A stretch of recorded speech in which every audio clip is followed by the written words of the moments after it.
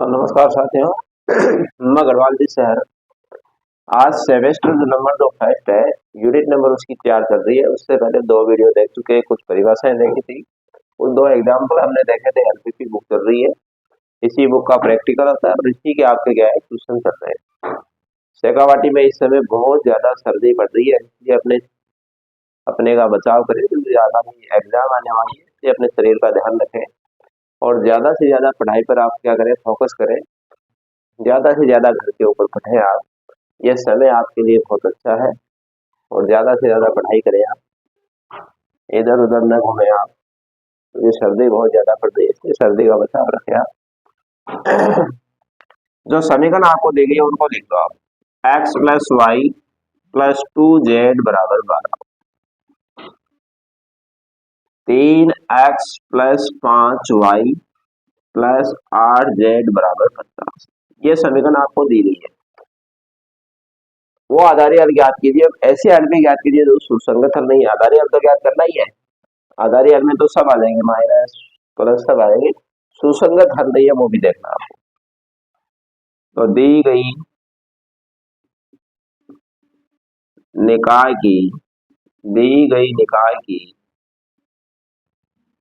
Matrix, दी गई निकाय की मैट्रिक्स।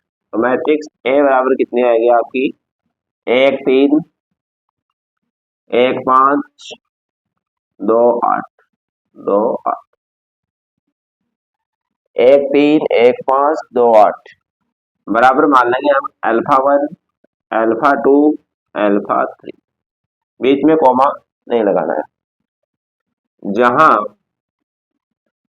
अल्फा 1 का जो मान होगा वो 1 3 होगा, 1 3, और अल्फा 2 का जो मान होगा वो 1 5 होगा, और अल्फा 3 का मान 2 8 होगा। इन मानों को लिख लेंगे आप। और यहाँ पे देखो बी का जो मान है, बी का मान आपको दे रखा है 12 और 50, 12 50, ये बी का मान है आपका। अब हम निकालेंगे आधारी हलों की संख्या। आधारी हलों की संख्या, आधारी हलों की संख्या का सूत्र होता है एनसीएम। कितना होता है? एनसीएम। तो बताओ यहाँ पे एन का मान कितना है? कितने चर है आपके पास पे? एक्स वाई जेड, 3 चर है, तो एक्स का मान, एन का मान कितना हो गया? 3। एम का मान कितने समीकरण है? 1 2, एम का मान हो गया 2। तो ये हो जाएगा आपका 3C2। 3C2 का मान हमने कई बार निकाला है, तो ये मान आएगा आपका 3। कितना वैल्यू आ जाएगी आपकी? 3 आ जाएगी। अब अल्फा 1 अल्फा 2 तथा अल्फा 3 के दो का चयन कर, दो का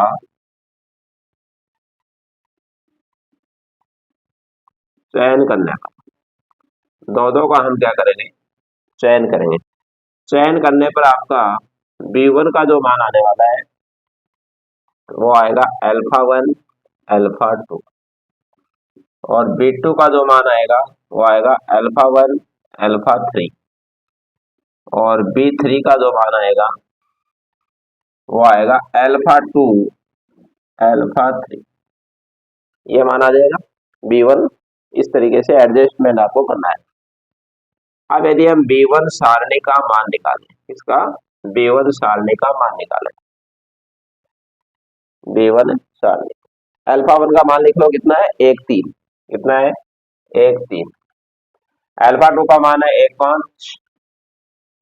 वजन गुणा करेंगे, देखो इसको आप हल करो सारणी को। 5 एकम 5 माइनस 3, तो ये मान आएगा 2। कितना आ जाएगा? 2। ऐसे B2 सारणिक निकाल लो।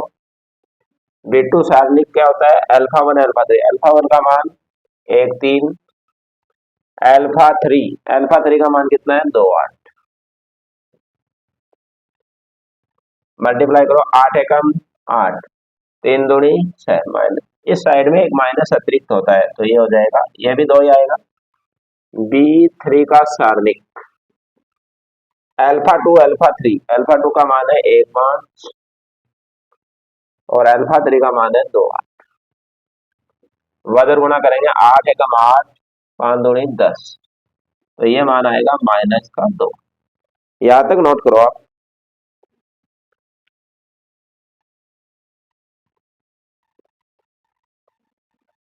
इसका स्क्रीनशॉट ले लो या इसको नोट करो आप।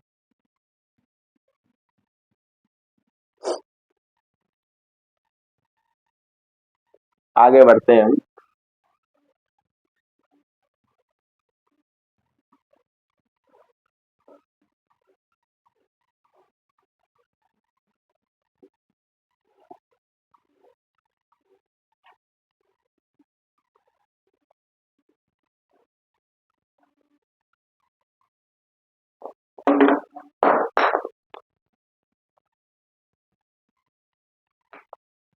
आगे देखो, हमें मान निकालना है एक्स बी वन का।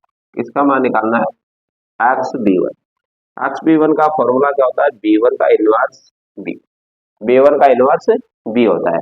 बी वन इनवर्स को हम एडजॉइंट में लिखते हैं। किस में लिखते हैं? एडजॉइंट बी वन बट्टे बी वन का सारणिक इनटू में क्या आ जाएगा? बी। एक्स बी वन बराबर, एडजॉइंट के रूप में लिखना आपको, पहले बी वन सारणिक का मान देखो कितना है आपका? 2, तो ये तो आ जाएगा 1/2। आप मैट्रिक्स का चिन्ह लगा। बी वन देखो कितना आया था आपका? इनका ट्रांसफर कर दो, 5 1 की जगह 5 आ जाएगा, इन दोनों का स्थानांतरण कर दो आप। ये तो 5 और 1 यहाँ आ जाएगा, ये सेम रहेगा आपका 1 3। चिन्ह चेंज करने, प्लस माइनस माइनस प्लस। और बी का मान कितना था? 12 50। कितना है? 12 और 50, 12। तो एक्स बी वन बराबर 1/2 गुणा कर दो इसको, 12 को 5 से गुणा करेंगे कितना आएगा? 7 आ जाएगा। कितना आएगा? 7। 50 को माइनस करेंगे, -50। 12 को 3 से गुणा करेंगे, माइनस का 36 और प्लस का 50। तो एक्स बी वन बराबर 1/2, घटाओ इसको, 7 में 50 जाएगा 10, 50 में से 36 जाएगा, कितना बचेगा? 14 बचेगा। कितना बचेगा? 14।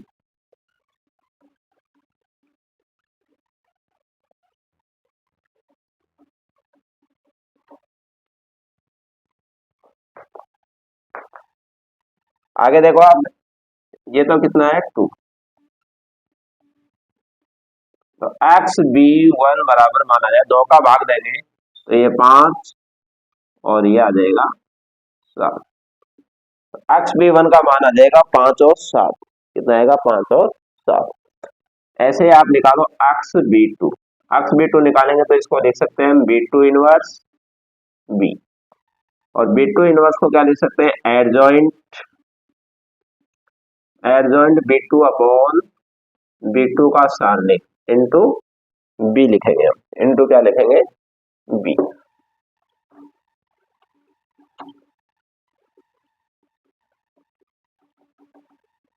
इनटू क्या लिखने वाले हैं हम? बी लिखने वाले। तो आगे लिखो आप, एक्स बी टू बराबर, मान रख दो बी टू सारणी का मान कितना आया था? इसका भी 2 ही आया था, 1/2 सारणिक। इसको उल्टा करके लिखो, 8 को तो 1 की जगह लिख दो, 8 1 यहाँ आ जाएगा, 2 और 3, 2 और 3। अब चिन्ह चेंज कर दो, ये माइनस ये minus, plus minus minus plus. और बी का जो मान है वो कितना है? 12 50, 12 50। तो एक्स बी टू बराबर, एक्स बी टू बराबर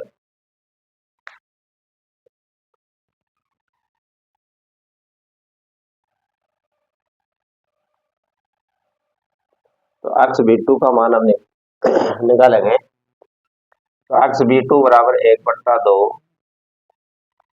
मल्टीप्लाई करो इसको, 12 को 8 से मल्टीप्लाई करेंगे, 12 की 96 और माइनस का हो जाएगा 100। 12 3 30, माइनस के 36 प्लस के 50। एक्स बी टू बराबर 1/2, ये घटाएंगे तो ये बचेगा -4 और ये बचेगा आपका तो एक्स बी टू बराबर जब इसमें भाग देंगे तो आएगा माइनस का 4/2 और 14/2 आ जाएगा। इसको हल करेंगे तो कितना आएगा, माइनस का 2 और 7, कितना आएगा, माइनस का 2 7 आ जाएगा। ये एक्स बी टू का मान है।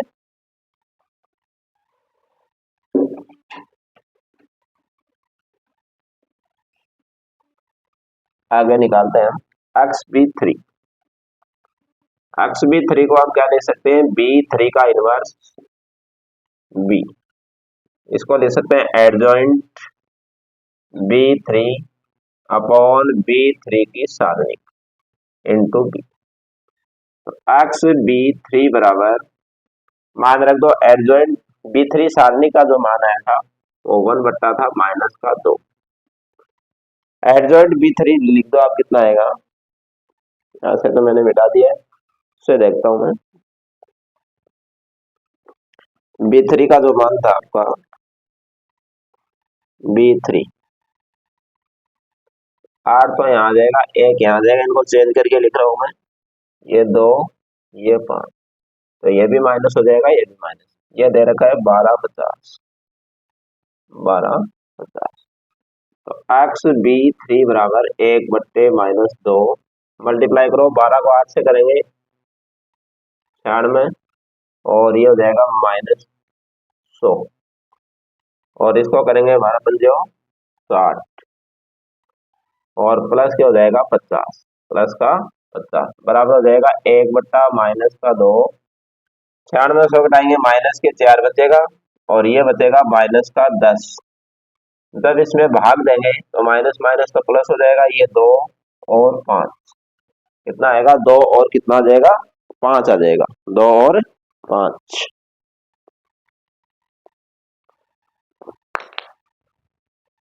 को मिटा देता हूं मैं।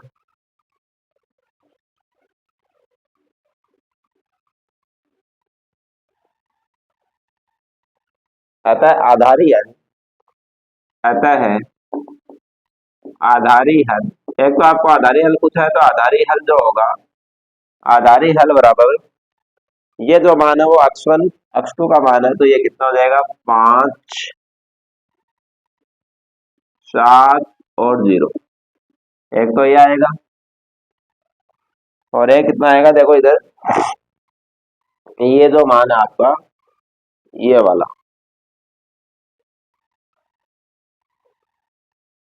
एक तो आ जाएगा 5 7 0, एक आ जाएगा आपका माइनस का 2 आया है, एक 0 और 7। x2 का मान यहाँ पे क्या है, 0 है और एक जो मान आया है वो कितना है, 0 2 5, 0 2 5 हो गए। ये तो आधारी हल हो गए, ये तो आधारी। यहाँ पे देखो आपको x1 और x2 का मान दिया, x3 का मान नहीं है तो x3 को 0 मान लेंगे। यहाँ पे आपको मान किसका दिया है, ये जो मान है आपका वो x1 और x3 का मान है, x2 नहीं है तो x2 क्या मान लेंगे, 0 मान लेंगे। ऐसे इसमें x1 नहीं है तो 0 आ गए, जो मान नहीं है उसको 0 मान। अतः आधारी सुसंगत है, अतः है आधारी सुसंगत हल, आधारी सुसंगत हल जो हो गए पॉजिटिव वाले लेने 5 7 0 5 7 0 और एक हो जाएगा 0 2 5। ये कौन से हल होंगे, आधारी सुसंगत हल हो गए। ये जो हल है -207, ये आधारी हल तो है लेकिन क्या नहीं होगा, सुसंगत हल नहीं होगा, इसमें माइनस आ रहा है, तो ये आपको करना है।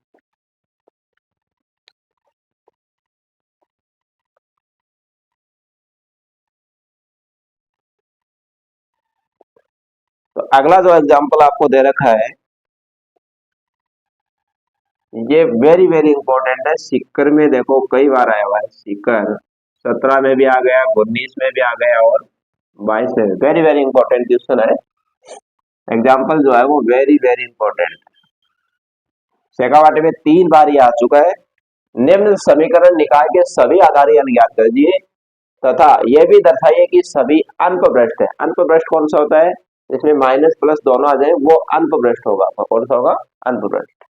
सॉल्यूशन देखते हैं हम, जो समीकरण दी गई है उसको लिख लो आप, 2x1 plus 3x2 plus 4x3 बराबर 10, x1 plus 2x2 minus x3 बराबर है। तो दोनों समीकरण देखिए, उन दोनों समीकरणों को लिख लेंगे।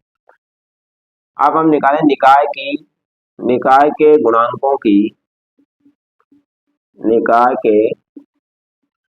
गुणांकों की मैट्रिक्स। देखो मैट्रिक्स कितनी होगी, ए बराबर कितनी होगी, 2 1 3 2 4 1 4 माइनस का 1 है, तो ये मैट्रिक्स हो गई आपकी गुणांक बराबर क्या होगा, अल्फा 1 अल्फा 2 अल्फा 3। जहां अल्फा 1 का मान कितना है, अल्फा 1 का मान है 2 1 और अल्फा 2 का मान कितना होगा, 3 2 और अल्फा 3 का मान कितना है, 4 माइनस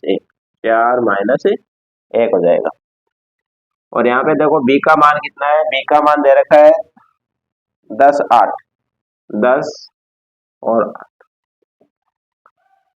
अब हम यहाँ पे निकालेंगे आधारी हलों की संख्या।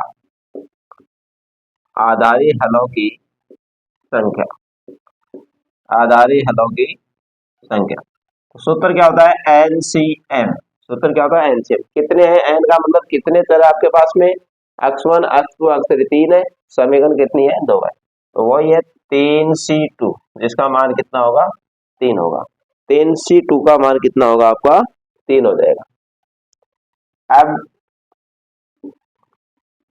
अल्फा 1 अल्फा 2 तथा अल्फा 3, अब क्या करेंगे हम, अल्फा 1 अल्फा 2 तथा अल्फा 3 तीनों का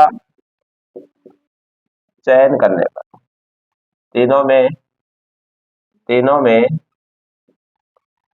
दो का चयन करने पर,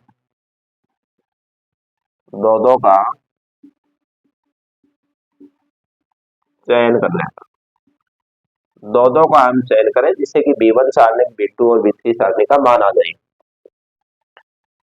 तो देखो दो का चयन करेंगे हम, तो B1 बराबर तो लिख सकते हैं अल्फा 1 अल्फा 2, इसका चयन हो गया, और B2 बराबर लिखेंगे हम, B1 का मान तो कितना लिखेंगे, अल्फा 1 अल्फा 2,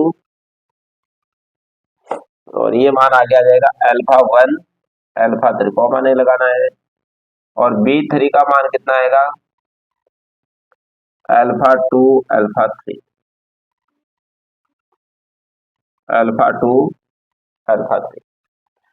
तो अब हम मान निकालते हैं B1 सारणी। अल्फा 1 का मान रखो कितना है, 2 1 अल्फा 2 का मान 3 2 सारणी, 2 को 2 से करेंगे 4 माइनस 3, कितना आएगा सारणी का मान, 1। B2 सारणी का मान निकालो, कितना होता है, अल्फा 1 कितना है, 2 1 अल्फा 3 4 माइनस 1 1 को 2 से करेंगे -2, 4 एकम 4 -2, कितना आ जाएगा, माइनस का 1 माइनस ज्यादा होता है।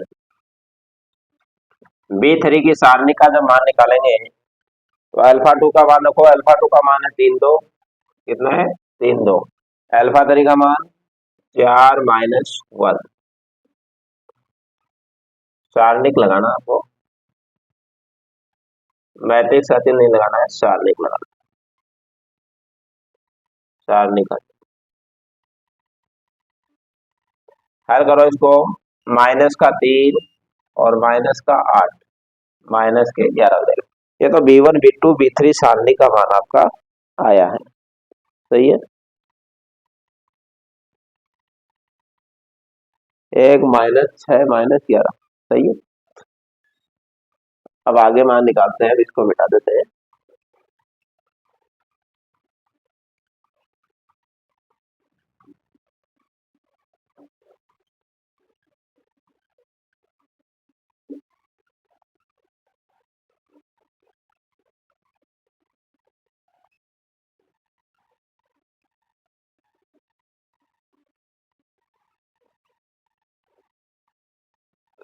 अब हम मान निकालेंगे x B1 का, तो इसका सूत्र होता है B1 का इनवर्स B। इसको एडजॉइंट के रूप में लिखें तो एडजॉइंट B1 बट्टे B1 का सारणिक इंटू B। मान रख दो एक्स B1 बराबर एडजॉइंट B1 सारणी का मान कितना है, B1 सारणी का मान 1 आया, 1 बट्टे 1 मैट्रिक्स B1 सारणिक। देखो कितना है, इसको उल्टा कर दो, 2 का उल्टा करेंगे 2 ही रहेगा, ये 2 है, 2 का 2 3 1, यहाँ दोनों को देगा माइनस, प्लस माइनस माइनस ये आ जाएगा। B का मान रख दो 10 8 10 8। तो एक्स B1 बराबर, इसको हल करो आप, 1 से 1 इससे तो कोई फर्क नहीं पड़ेगा, 10 को 2 से गुणा करेंगे 20 और ये 8 3 24, 10 को माइनस 1 से करेंगे माइनस 10, 8 दूनी 100 बराबर। देखो 20 में से 24 घटाओ माइनस का 4 और ये 10 में से 16 प्लस के 6, तो ये मान कितना आ गया, माइनस का 4 और 6 आ जाएगा। कितना आ जाएगा, माइनस का 4 और 6, सही है। एक्स B2 का मान निकालो, एक्स B2 इसको लिख सकते हैं B2 इनवर्स B। एडजॉइंट के रूप में लिखेंगे तो एडजॉइंट B2 अपॉन B2 सारणी इंटू B। मतलब B2 इनवर्स जो आपको दे रखा है उसका जो मान होता है, उसका फॉर्मूला वो होता है एडजॉइंट B2 अपॉन B2 की सारणी इंटू B। मान रख दो आप, B2 का मान कितना आया था सारणी का, -6, 1 बट्टे -6 मैट्रिक्स लगा दो। देखो यहाँ पे B2 देखो कितना आया था, इसको चेंज करेंगे तो ये जो -1 है ये तो 2 की जगह आएगा और 2 यहाँ आ जाएगा, तो -1 और 2 यहाँ आ जाएगा, 4 और 1 4 1। B2 सारणिक में देखना आपको इसका स्थानांतरण किया है हमने, ये प्लस होता है पहले से माइनस है, कोई दिक्कत नहीं, ये माइनस ये प्लस। और B का मान आपको दिया 10 8। तो इसको हल करेंगे तो 1 बट्टा माइनस का 6 करो हल, 10 को माइनस 1 से करेंगे माइनस का 10 और 8 चौक 32 माइनस का 32, 10 को 1 से करेंगे -10, 8 को 2 से करेंगे 16, कितना आ जाएगा 16। आगे हल करो, 1 बट्टे माइनस का 6, 10 और 32 कितना हो गया, माइनस का 42 हो गया, और ये हो गया आपका प्लस का 6 हो गया। ठीक है, 6 का भाग देंगे इसमें, 6 के टेबल में 42 7 बार आता है, तो ये तो 7 हो गया और ये 1 हो गया, तो ये कितना आएगा आपका, जब 6 से भाग कर देंगे माइनस माइनस तो प्लस होगा, ये माइनस का आएगा, 7 माइनस 1, सही है, 7 माइनस 1।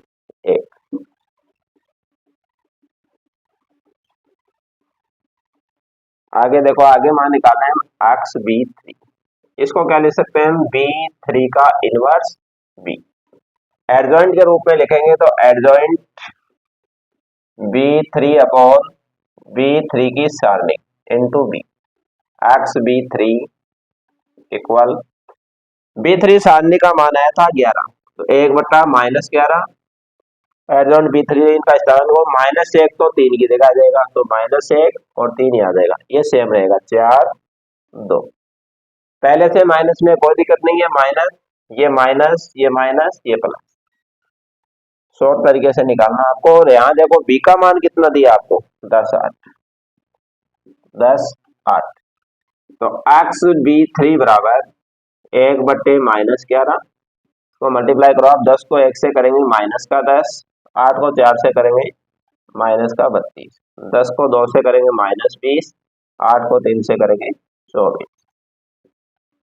एक्स B3 बराबर 1 बट्टे -11 करो, ये माइनस का 42 हो गया और ये कितना बचेगा 4, तो 11 की टेबल में तो भाग नहीं जाएगा, माइनस माइनस प्लस हो जाएगा, ये तो आ जाएगा 42 बट्टे 11 और ये आ जाएगा 4 बट्टे 11 माइनस का।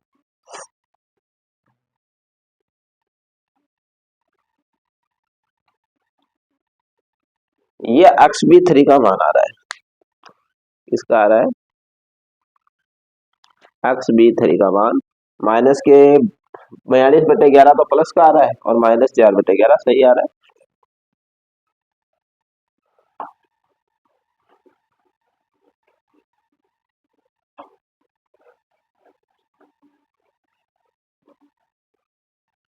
तो आगे देखो हम क्या लिखे, तो आधारी हल कौन कौन सा है वो लिख दो आप। आधारी हल,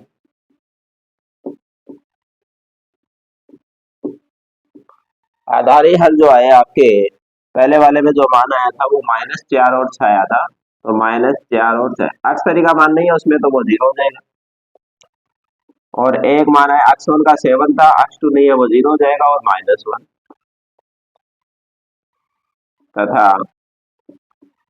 ये देखो ये मान है आपका, ये मान तो x2 का है, ये मान x3 का है, x1 नहीं है तो वो 0 हो जाएगा, तो 0 42/11 और -4/11, ये तो आपके आधारी हल, आधारी हल -4 7 ये होंगे, ये तो आधारी हल है। सही है। अब ये पूछा क्या अल्प भ्रष्ट है क्या, अल्प भ्रष्ट में कम से कम ये जो 0 आ रहा है वो आए या माइनस के पद है, सभी शामिल करने हैं आपको, तो हम कहेंगे अतः सभी हल, अतः सभी हल अल्प भ्रष्ट है, अल्प भ्रष्ट है, सभी हल क्या आपका अल्प, वेरी इंपॉर्टेंट एग्जाम्पल था आपका, सभी हल क्या है अल्प भ्रष्ट है। मतलब चर का मान जो है वो 0 नहीं आना चाहिए, ज्यादा कम से कम 0 हो सकता है, पूरा 0 नहीं आना चाहिए, हमारा 0 0 0 आ जाता तब ये अल्प भ्रष्ट नहीं होता। 0 एक आ सकता है, माइनस आ सकता है, लेकिन पूरा मान 0 नहीं आना चाहिए, 0 0 0 0 ऐसे नहीं आना चाहिए। यदि तीनों 0 0 आ गया तो वो शामिल नहीं होगा, वो अल्प भ्रष्ट नहीं होता है। एक 0 आ सकता है, माइनस आ सकता है, वो अल्प भ्रष्ट होगा। नोट करो इसको।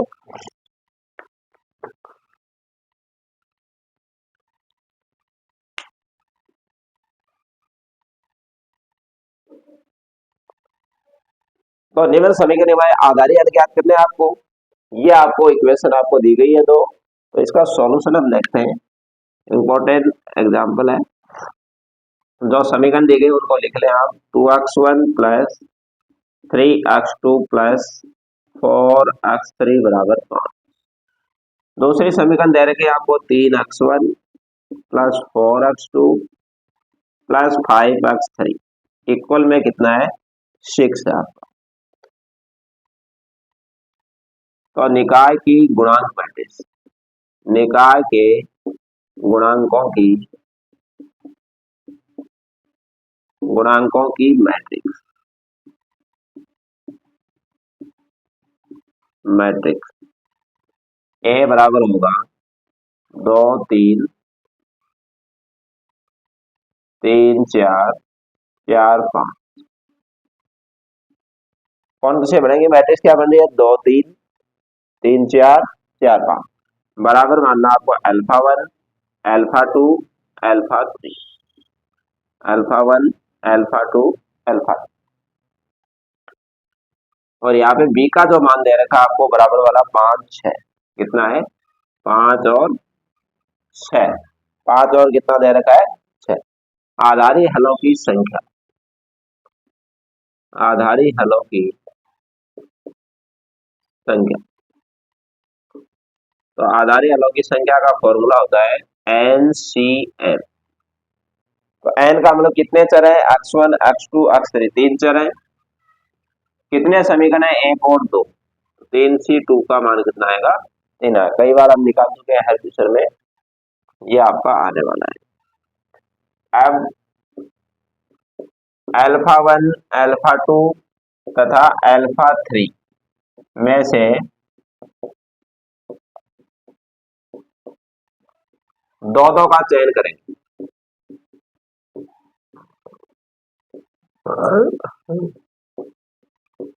हम क्या करेंगे, दो का चयन करने वाले हैं, किसका, दो का चयन करेंगे। तो दो का चयन करना, तो B1 का जो मान आएगा वो आएगा अल्फा 1 अल्फा 2, और B2 का जो मान आएगा वो आएगा अल्फा 1 अल्फा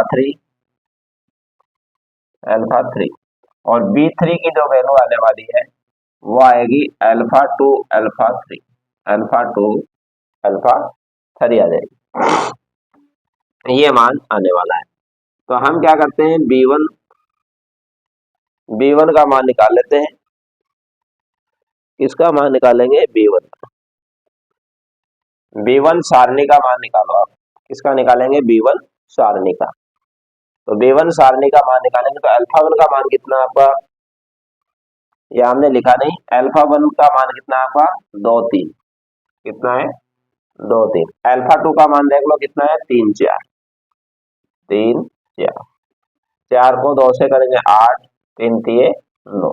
कितना मान आएगा? -1 आ जाएगा B1 सारणी। B2 सारणी का मान निकालो। तो B2 पे क्या करना है? अल्फा 1 तो 2 3 है और अल्फा 3 कितना आपका? 4 5। 4 5।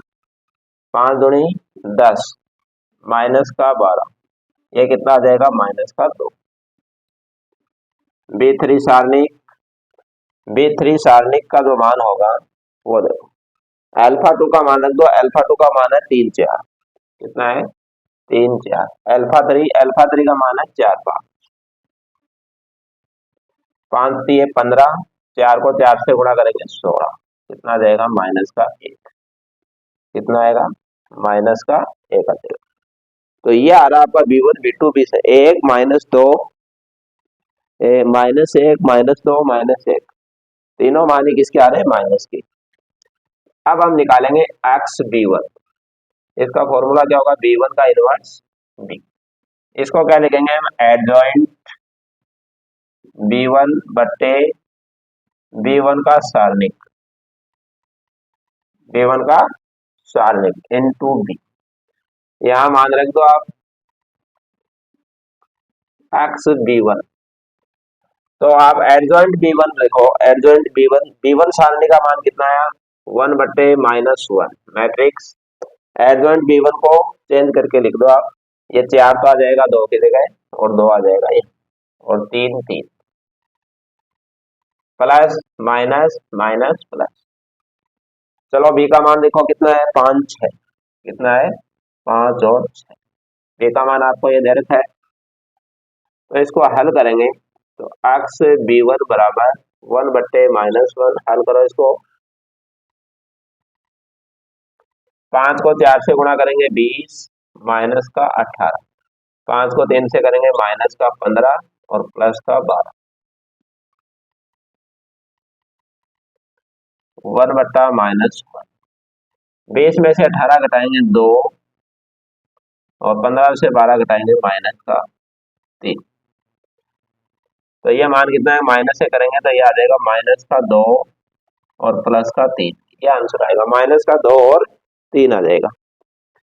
कितना आएगा आपका मान? -2 और 3।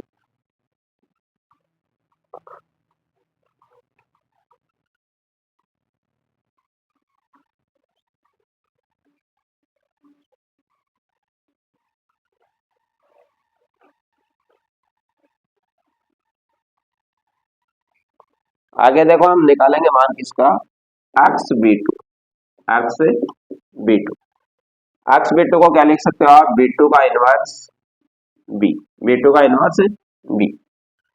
इसको लिख सकते हैं एडजॉइंट B2 अपॉन B2 का सारणिक इनटू क्या आ जाएगा आपका? B आ जाएगा। इनटू क्या आएगा? B। तो x B2 बराबर एडजॉइंट B2 कितना है? देखो इसमें B2 आपका ये है। सारणी का मान है आपका 1 बट्टा -2। मैट्रिक्स लगा दो यहाँ पे। इनको चेंज कर दो आप। कितना आ जाएगा? 5 तो यहाँ आ जाएगा और 2 यहाँ आ जाएगा और ये 4 और 3। सही है। Plus minus minus. इसका मान रख दो कितना है? 5 6। B का मान है 5 और 4। x B2 बराबर 1 बट्टे -2। इनको गुणा करो आप। 5 को 5 से गुणा करेंगे 25 और 6 को 4 से करेंगे -24। 5 को 3 से करेंगे -15। 6 को 2 से करेंगे 12। तो x B2 बराबर माइनस का 1/2। ये 25 बच जाएगा 1 और ये माइनस का 3। तो इसको करेंगे तो देखो माइनस का कितना आ जाएगा? 1 से करेंगे -1/2 ही आएगा और ये आ जाएगा -3/2। माइनस माइनस प्लस हो जाएगा, माइनस का 1/2 और 3/2 आ जाएगा। सही है। अब हम मान निकालेंगे किसका, एक्स बी थ्री, इसका मान निकालने वाले एक्स बी थ्री का मान निकालेंगे।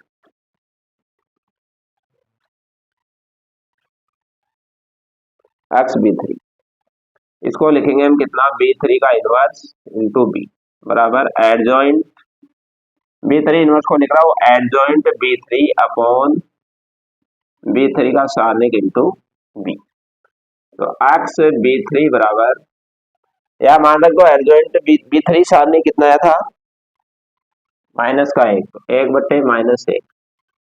एडजॉइंट बी थ्री कितना है, देखो इसको अलग करेंगे हम, 5 को 3 की जगह 3 को स्थानांतर कर दो इसका, 5 तो यहाँ आ जाएगा, 3 यहाँ आ जाएगा, 4 4 4 4। बी का मान है 5 और 6, 5 और 6। तो एक्स बी थ्री बराबर 1/-1 का मतलब हो गया ये -1 ही हो गया, कितना हो गया, -1।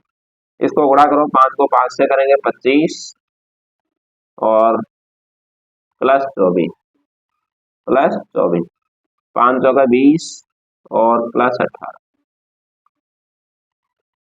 25 और 24 को जब जोड़ेंगे तो 5 4 9, तो ये तो आ गया माइनस का 49, और इसको जोड़ेंगे तो कितना 8, ये हो गया 38।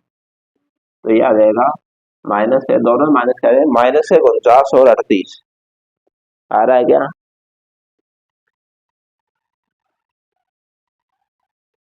एक मिनट, एक साइन चेंज नहीं किए, 1 मिनट, सॉरी।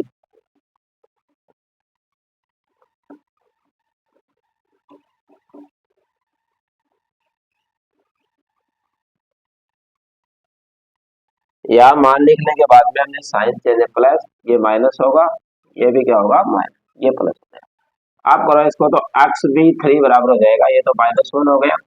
आप करो, 5 को 5 से करेंगे 25, 6 को 4 से -24, 5 का 20 और प्लस का 18, यार तो एक्स बी थ्री बराबर आ जाएगा आपका मान,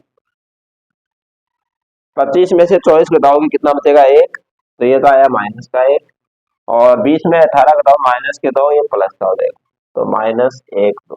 एक्स बी थ्री का मान आएगा -1 2। तो आधारी हल पूछा था, आता है आधारी हल, आता है आधारी हल, आधारी हल जो होंगे वो कितने होंगे, माइनस का 2 3 आया था, अक्सर ही नहीं है तो ये 0 हो जाएगा, और ये हो जाएगा माइनस का 1/2 आया था x1 का मान, x2 नहीं है तो 0 मानेंगे हम, और ये 3/2 तथा ये x2 अक्सरी का मान है, तो ये पहले वाला मान 0 -1 और 2 होंगे। तो ये इसमें आपके क्या थे, एग्जाम्पल थे जिन पर हमने आज प्रहार किया है। जरूर आपको समझ में आया होगा, लाइक और शेयर आप करते रहें, वीडियो को देखते रहें और लाइक भी करें और शेयर भी करें, और कमेंट भी ज्यादा से ज्यादा करें, आप कमेंट भी ज्यादा से ज्यादा करें। आगे हम कुछ परिभाषाएं हैं उसको देखते हैं, ये तो हो गया होगा।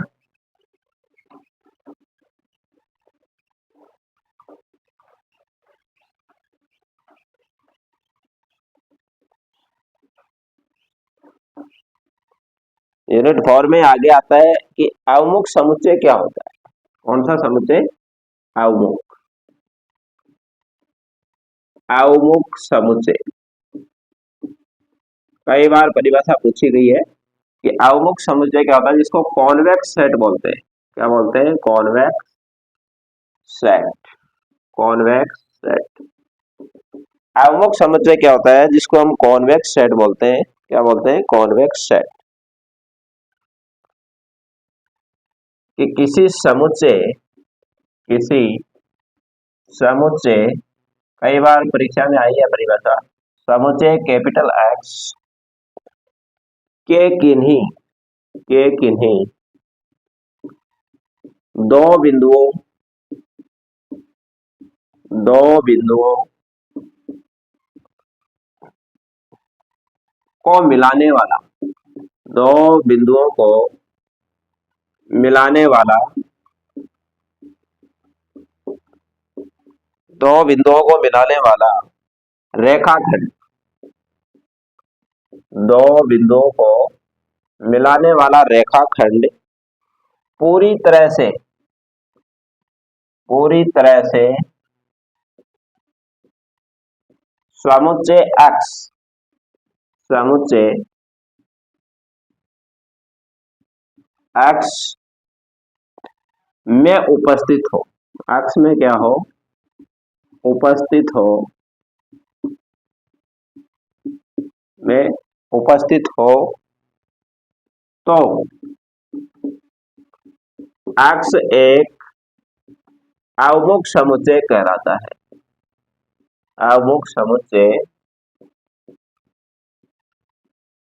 कहलाता है, अवमुख समुच्चय कहलाता है। अवमुख समुच्चय जो होता है कॉन्वेक्स सेट, वो किसे कहेंगे हम, कि कोई भी समुच्चय यदि हमने कोई अक्ष लिया, अक्ष के दो बिंदु है, मान लो x1 और x2 है, उसको मिलाने वाला जो रेखाखंड होगा वो पूरी तरीके से अक्ष में क्या होना चाहिए, उपस्थित होना, पूरी तरीके से किसमें होना चाहिए, उपस्थित।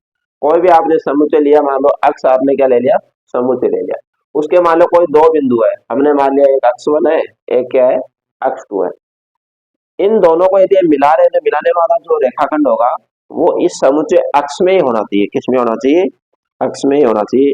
अर्थात देखो हम क्या लिख रहे हैं, अर्थात हमको दो समुच्चय मान लिया, मान लो x1 है, वो किस में बिलोंग करेगा, x1 में करेगा, x1 किस में बिलोंग करेगा, इस समुच्चय जो अक्ष है आपका इसमें बिलोंग करेगा, सही है। तथा कोई x2 समुच्चय ले लिया, वो भी किस में बिलोंग करेगा, अक्ष में बिलोंग करेगा, किसमें, अक्ष के लिए आपको एक फॉर्मूला ध्यान में रखना है, तीसरा अवयव जो आएगा x3, तीसरा अवयव क्या आएगा, अक्ष, तीसरा अवयव आएगा आपका x3, उसका फॉर्मूला होता है आपका lambda x1 plus 1 minus lambda x2, 1 minus lambda x2, जहां लैम्डा की जो रेंज है वो 0 और 1 के बीच में होती है, 0 और 1 के बीच में होती है। ये फॉर्मूला आपको ध्यान में रखना है, अभी जो थ्योरम करेंगे उसमें काम में आने वाला है।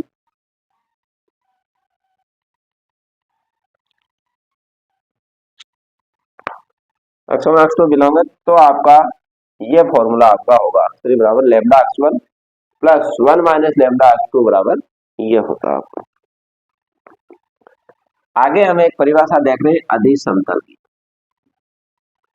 अधीश समतल, इसकी परिभाषा देख रहे हैं अधीश समतल की।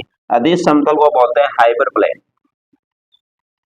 हाइपर प्लेन, क्या बोलते हैं हम, हाइपर प्लेन बोलते हैं, अधीश समतल को बोलते हैं हाइपर प्लेन बोला जाता है, सही है।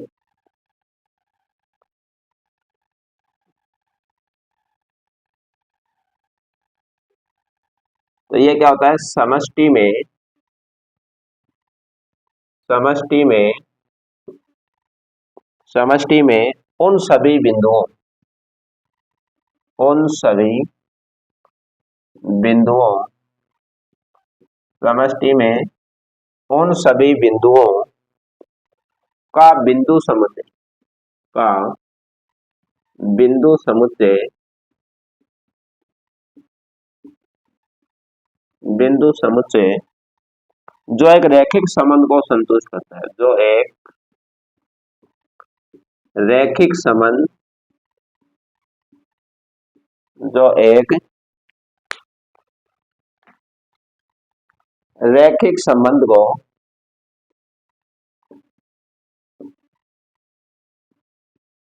संतुष्ट करता है, संतुष्ट करता है, रैखिक संबंध को संतुष्ट करता है, अधीश समतल कहलाता है, अधीश समतल कहलाता है, अदिश समतल कहलाता है। इस समष्टि में उन सभी बिंदुओं का समुच्चय जो एक रैखिक संबंध को संतुष्ट करेगा। इसको जब मानेंगे हम अदिश समतल, ये कई प्रकार का होता है। देखो, अदिश समतल को हम ax बराबर क्या लिखते हैं, z। ax बराबर क्या लिखते हैं हम, z लिखते हैं। ax बराबर z,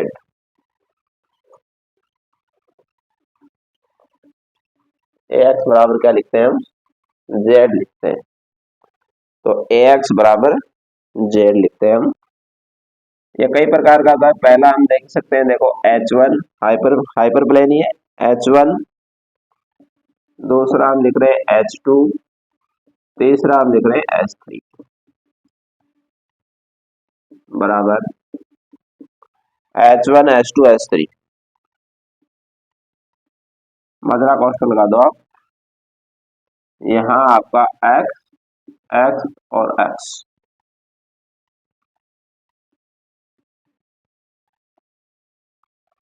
और यहाँ पे आ जाएगा ax ax, यहाँ पे क्या आ जाएगा ax।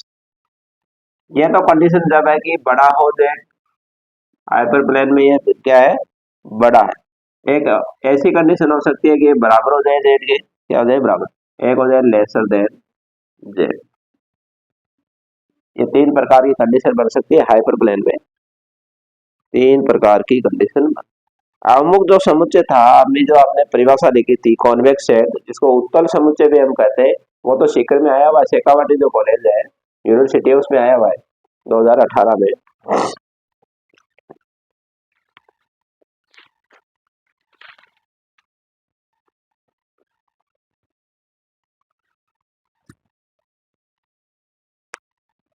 तो ये आज हमने तीन तो एग्जाम्पल करे और दो परिभाषाएं आपने पढ़ी है आज, अदिश समतल की और कॉन्वेक्स सेट की हमने पढ़ी। आपको जरूर समझ में आएगा। लाइक और शेयर ज्यादा से ज्यादा करें। आज के लिए इतना ही। जय हिंद, जय भारत।